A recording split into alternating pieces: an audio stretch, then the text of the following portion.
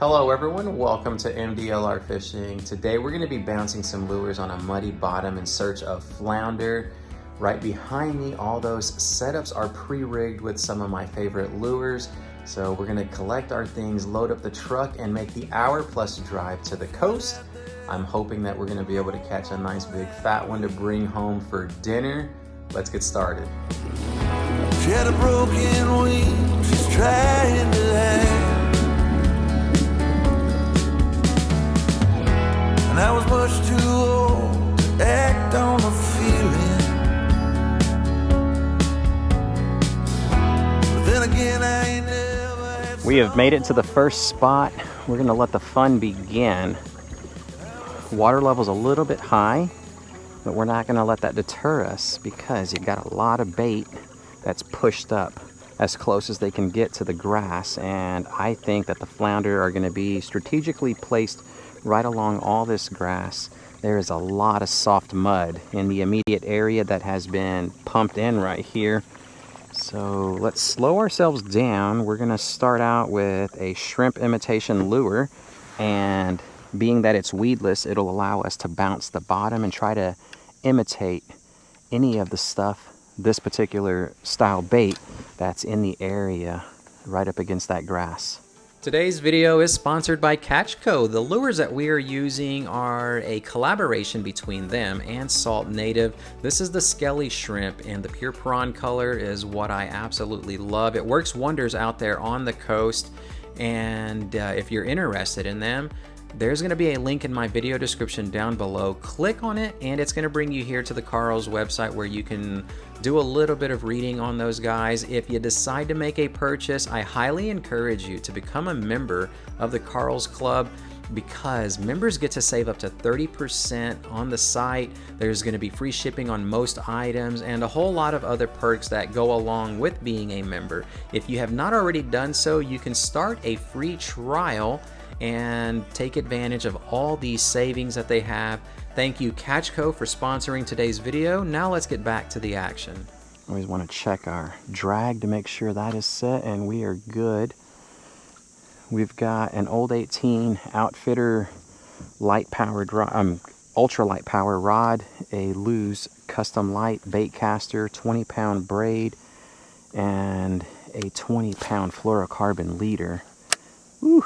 We can whip out and touch them. May as well run this lure through. We're getting ready to turn right back around. Both passes haven't yielded one bite. So it just leads me to believe they're not here yet. So we're gonna run into a secondary area that usually holds them.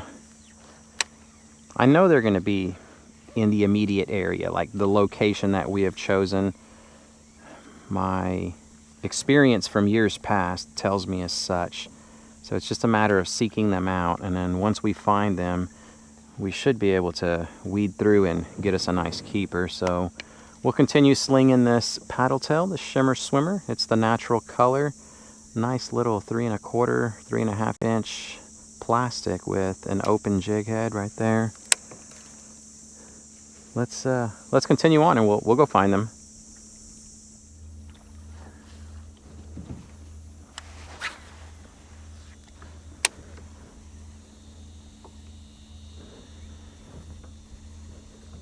Oh my gosh, that's a red. If I ever known one, that's a red. Here he comes. Bouncing the bottom for flounder, and we get us a nice bycatch. This dude is very strong. Yeah, that's a red.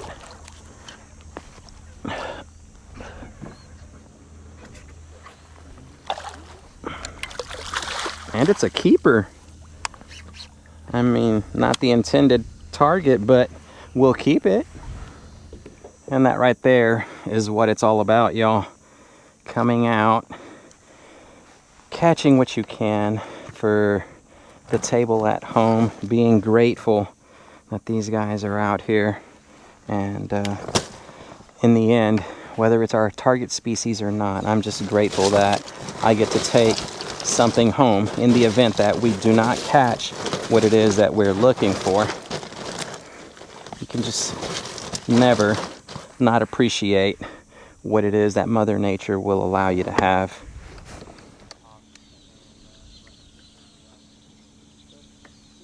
Look at that. Flounder. Target species.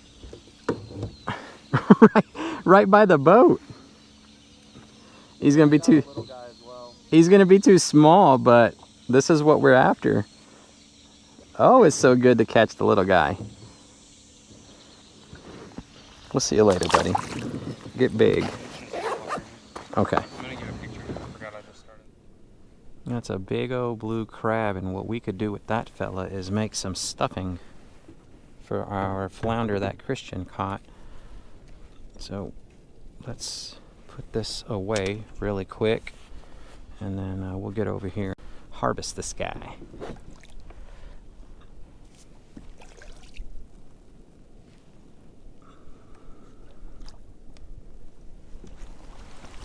Oh man.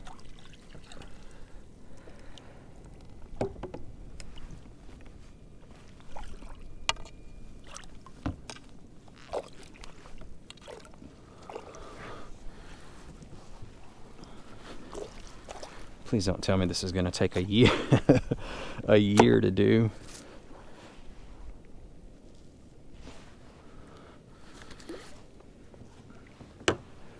Come on, dude. Don't make me chase you down. Dang it. This guy is evading me.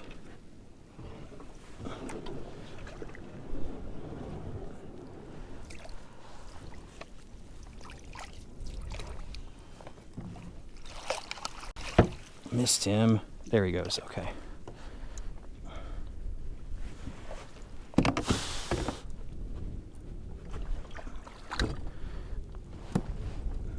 Where'd he go?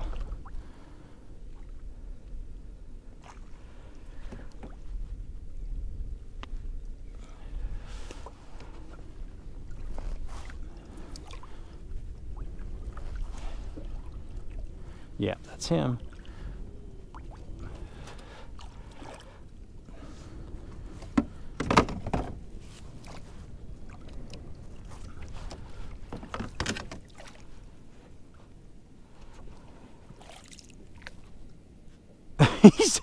He's trying to come up and claw my boat.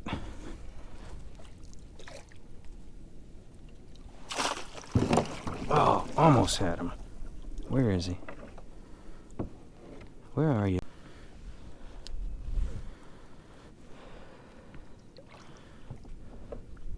Okay, I still hear him underneath the boat. There he is.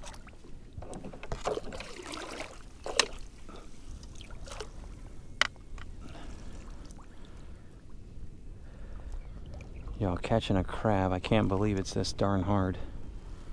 Where did he go? We lost that guy. He disappeared like a ninja in the smoke.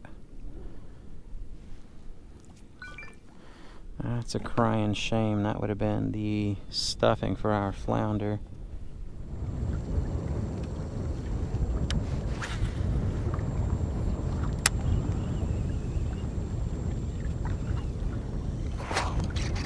That's a red.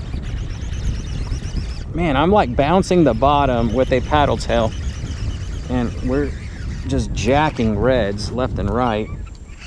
Yeah, that is a red. Let's turn the motor off. I mean, they all share the same characteristics with feeding around the oyster.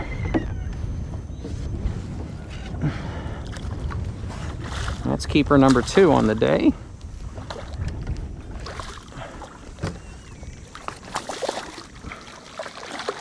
Here we are. Cha-ching. It's good to know that we wouldn't go hungry. I mean, trying to chase after the flounder for the stuffed dish that we want to do tonight, but I ain't gonna be picky. Look at this gorgeous specimen right there. Blue on the tail. You're gonna taste so good, buddy. I want to thank you.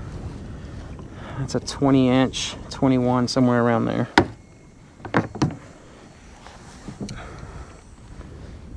on that Skelly Swim paddle tail in the root beer color. 21 on the money. She'll keep.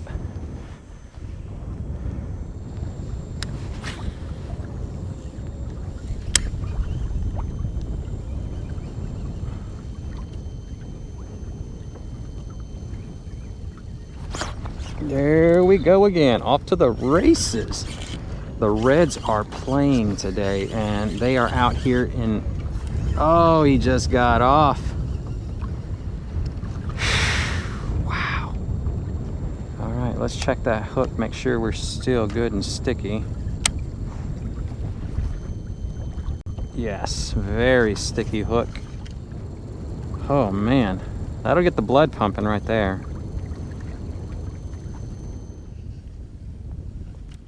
Oh, dang, that was a flounder. It was a small fella.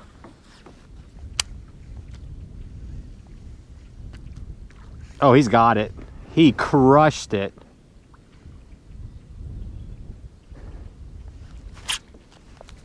Yeah, he crushed it.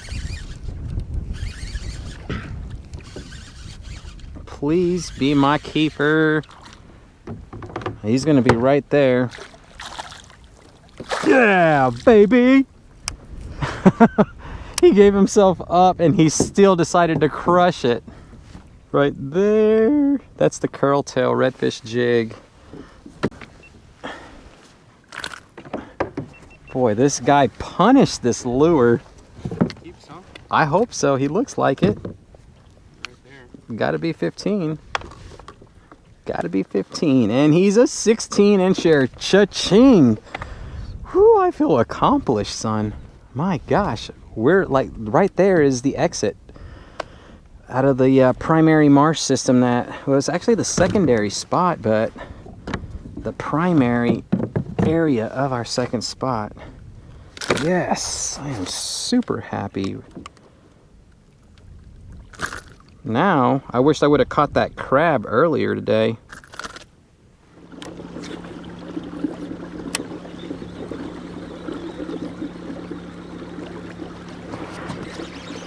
Right at the base of that tree. Oh man, it was a flounder. Yeah. All right, I gotta extinguish those flames. It's time to put the rod away. Oh my gosh. Following a shadow down to the graveyard, wanna say a prayer. We've got our flounder deboned and taken care of. That looks so good. What we're gonna do is a stuffed flounder with a Southwest cream sauce. This has been done in the past and oh my gosh, it was to die for. So here we are. What we've got going on is some sliced jalapeno, some minced or diced red and yellow bell pepper. We've got some hatch green chilies minced as well, garlic, some shallots, and then right here, and then we're gonna throw a small pinch of cumin right there. That's the ground stuff. And then for the stuffing, that's gonna be panko. We got a half cup of that. We've also got some fresh chopped cilantro and butter to top it all off with. It is gonna be delicious. That right there is 1 tablespoon of butter inside some hot olive oil. We do the olive oil so that we can make sure that the butter does not burn. And now we're gonna throw our red and yellow bell pepper. That is the consistency that we're looking for, y'all. And now we're gonna throw in our shallots right there. That's about a tablespoon, a little over a tablespoon right there. And then we've got 3 cloves of garlic minced. There we go, that's nice and sauteed down. And here goes a half a cup of panko. We're gonna cut our heat now. We don't wanna continue cooking this any further. The vegetables are to the consistency that we want. And then there we go. All we're gonna do is mix this around to make sure that the panko absorbs every bit of the butter and the olive oil that we've got inside there. Hatch green chilies. No, that is perfectly fine. The hatch chilies will absorb that temperature. There we go, sauteing that.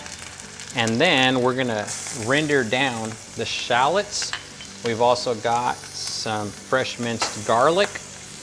We'll throw a tablespoon of capers in there, and then if you really like capers, then we're gonna throw a little bit more. Bam, right there. Now we'll throw our jalapenos in there and try to get those guys softened up. The jalapenos are rendered down, they're nice and soft. So what we're gonna do is add a touch of cumin right there. That's the ground stuff. We've got 15 ounces of fresh Mexican cream. What we're gonna do is only add half of it. We want about 6 ounces or so. So let's get this mixed inside there. It's coming together really nice. Right now we're throwing in some sea salt to taste, and then we'll finish stirring. We're gonna cut the heat, and the last bit that we need to do is add our cilantro to the mixture. This is fresh chopped right there. It's about not a tablespoon, but a teaspoon. And then a quarter of a wedge of lime juice. Fresh stuff is best. Finish mixing it in, and let's cut the heat, which we already did. There we are, y'all. That is our Southwest cream sauce. And I'm telling you what, it is absolutely delicious. It's now time to prep our flounder. So we're gonna do some fresh cracked black pepper on the inside of the cavity. There we go, that looks nice and good. We'll throw some sea salt in it as well. Our stuffing is nice and cooled now, so we're gonna just lay it inside there. Ideally, we would want to put some like crab meat that was boiled, or possibly some shrimp, but being that we couldn't catch that crab earlier today, y'all, this right here is gonna be the next best thing. So there we go. And what we wanna do now is take some of our jalapeno and just set it inside here. Now we're gonna close our flounder up right there. Take some olive oil, put it on each side of the flounder, and then we're just gonna brush it. Make sure the skin gets all of that olive oil on it. And she's ready for the oven. Take and throw this inside a 400-degree oven. Put it inside there for about 20 minutes, and it is time to eat. That's the sound of the timer, y'all. We're gonna take our flounder right out of the oven, and oh my goodness, look at that right there.